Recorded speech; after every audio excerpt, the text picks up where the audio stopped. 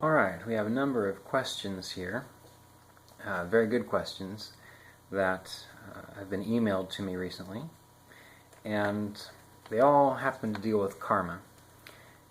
I've thought about doing a little talk on this for a while now, and since I have gotten so many inquiries about it, I feel that now is the time. So some of these questions, we'll just list them first. One of the first questions that was sent to me was they mentioned a famous person. Was this person a saint in a past life? Indicating that if you're a saint in a past life, well, then you'll have wealth and fame and status and all these sorts of things in this lifetime. That's not how it works. If you're a saint in a past life, you'll just be a saint in this life. But we'll get to that, the why, in a minute. And what can one do to have better experiences, either with wealth or with fame or with relationships? So what kind of karmic things need to be done there? So we'll talk about that. Some other questions that came up.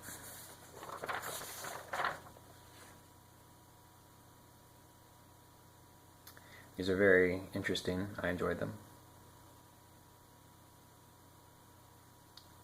So is moksha, or is liberation of consciousness, just an illusion to improve oneself? And then if one reaches it, does one continue to take births as a devotion to God out of compassion? And if the Supreme Soul, or Vishnu, or Creator was so complete, then why will it create sub-parts of itself and then inflict pleasure or pain onto itself? And the first act of karma was done by the Supreme Soul, then how is it fair that subparts, or souls, I imagine he's saying here, are exposed to karmic actions? And our consciousness per se is created by the Supreme Creator, as our best thought and worst thought has to be determined at the time of creation. How is there bad karma and good karma? So how does good and bad karma exist if all this is so? So these are really hard questions. They're hard for a couple of reasons. Number one, if someone tries to explain them, usually they end up sounding like a senseless mystic. And the reason that's the case is because the answers to these questions, you can't describe them through words, but they can be experienced through contemplation. And this is, again, why meditation, the practice of yogic meditation, is so helpful if you have these kinds of questions. Because when you practice a technique of yogic meditation that allows you to transcend the personality and the mind, then you have access to so much more of the rest of you, I like to say. Because there is the mind and there is the things that we can conceptualize, but there's more going on than we know as a human being or as an individual. And so when you start to free yourself from that attachment, then you can contemplate these things and get the direct insight, the direct experience. So you have to be able to train the mind and the consciousness first. And this is the frustrating part, because it's as if, let's imagine that you live in an area that's desert, and there's hardly any vegetation and hardly any water, and it's hot, and it can be miserable at times. And someone tells you that there is a place where there is water and lakes and ferns and fresh fruits and exquisite beauty and coolness, and you've never experienced these things before. Never. And so you say, well, I want to experience that. Tell me all about it. What is it that I'm missing? No matter how much they try to describe it to you, you're not going to get it. So what someone will do who's been there, they'll say, well, let's pretend that this place is on top of a mountain. Again, this is just for the sake of illustration here. Then the teacher will say, all right, well, start doing some sit-ups. Start exercising. Work up to walking about 20 miles a day. And the person's thinking, what does this have to do with anything? Well, why are they telling me to do this? This isn't what I want to know. But they do it anyway grudgingly. And then the person says, all right, start practicing squats where you're strengthening your leg, and start practicing exercises that strengthen your hand strength. Basically get your body in shape, in good shape. And the person still wonders, well, why are they asking me to do this? This doesn't make any sense. And then the teacher says, all right, well, learn how to tie these knots. Learn how to get good with a rope.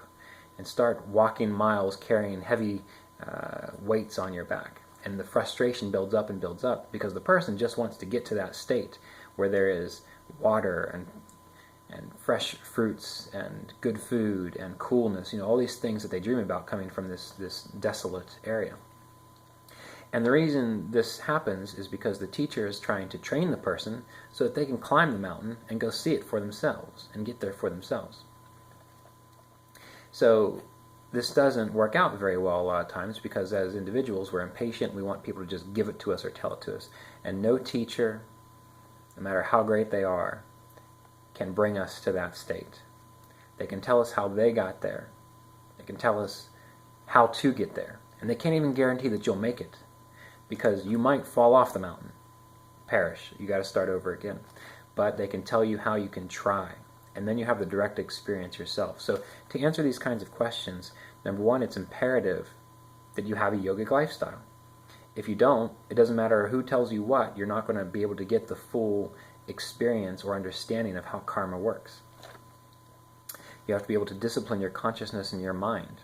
And you can fight it and say, no, I don't. Well, there are methods to how things work. To make a healthy body, you have to exercise, eat your vegetables. To have a good relationship, you have to be able to understand compromise, to understand love and how to give to others. So within this particular world that we're functioning, there are principles you have to follow to get what you want. And the problem with most people is they just want what they want and they don't want to follow the principles. And that's where we get tripped up.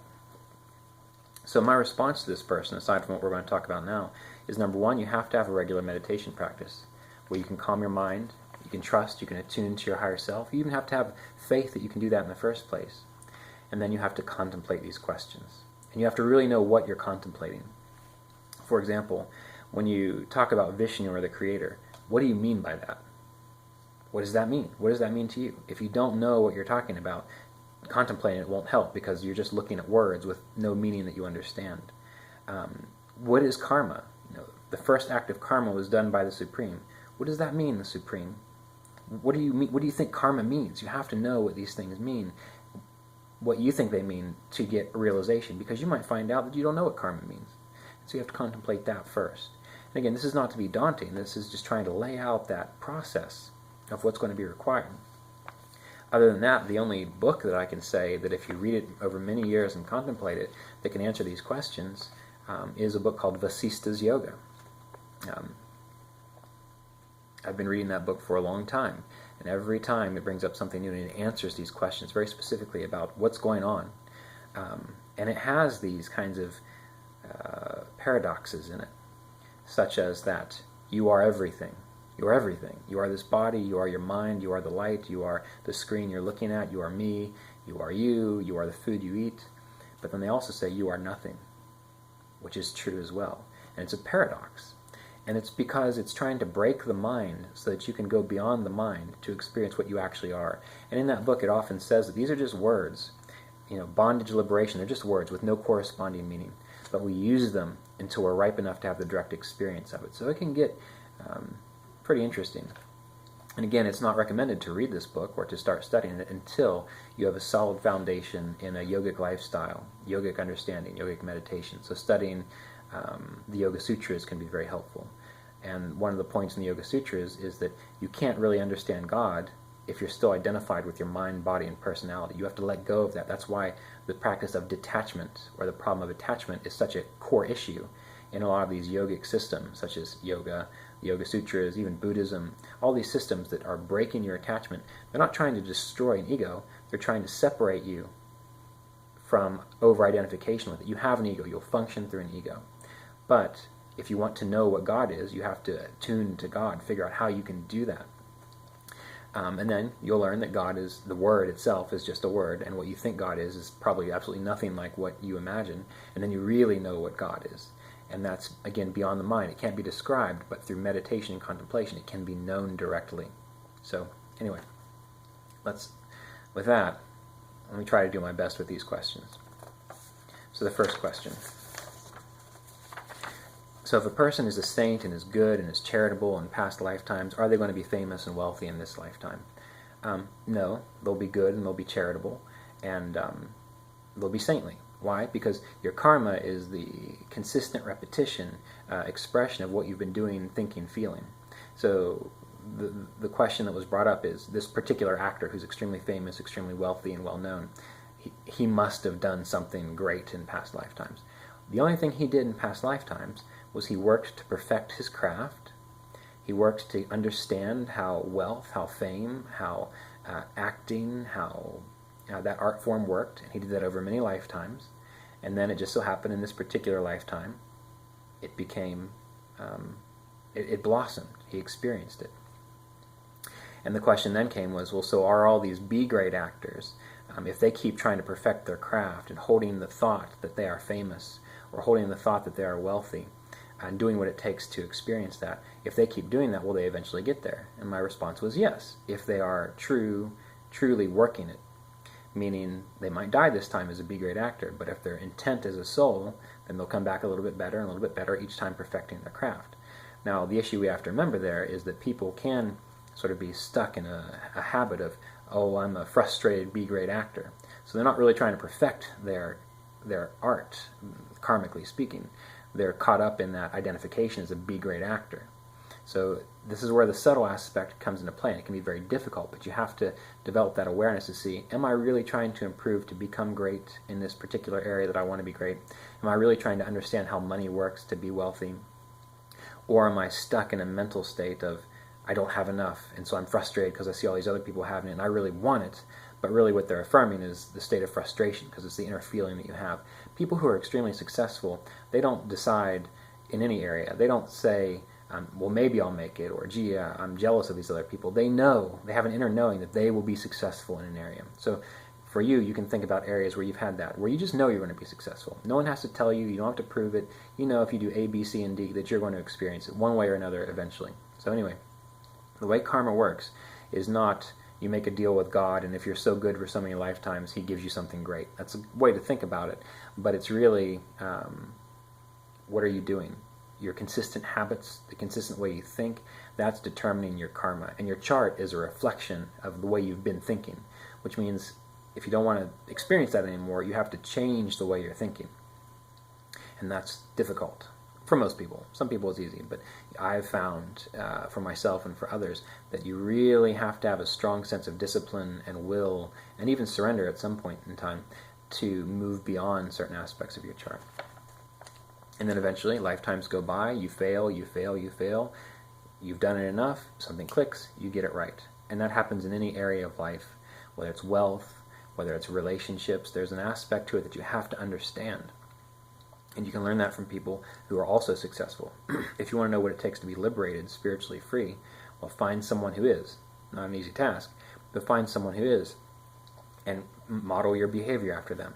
Ask them how they did what they did. And the thing is, you have to do it. You can't stay in your current state and do the things that you're doing and expect that result to be the case. You have to model yourself within the parameters that's going to support that. And there's plenty of texts out there, the Yoga Sutras, Vasishtha Yoga, even the Bhagavad Gita, and there are plenty of others that I don't know about, obviously, because I haven't studied all the religions in the world, which can direct a person to this. But how do you know when someone has it? When they demonstrate or embody that. And that's hard to see, which takes, again, subtle intellect to understand this, because they're not obvious. They're not the people that have major followings and look so saintly and pure. Those are people who are just playing a role as a saintly, pure person. It doesn't mean that they're awake. They're playing a role. The awake aspect of it has nothing to do with how you act on the outside. And this is a difficult thing, because anyone can take this and twist it around and say, oh, I can do anything I want. Well, no, you can't do anything you want. There's a quote, I believe it was in Autobiography of a Yogi saying to another person who was interested in this, is you have to do what you must, and then you can do what you want. So you have to discipline your consciousness and get this self-knowledge first, and then you understand what's appropriate. So you can't just do what you want. There is an incubation period and there's a disciplinary period that you have to go through. It's not punitive. It's not trying to punish you. It's just how the recipe works. You know, if you bake a cake and you try to use salt and you expect it's going to be sweet when it comes out, that's an expectation that's false. It's the same thing. So these other questions.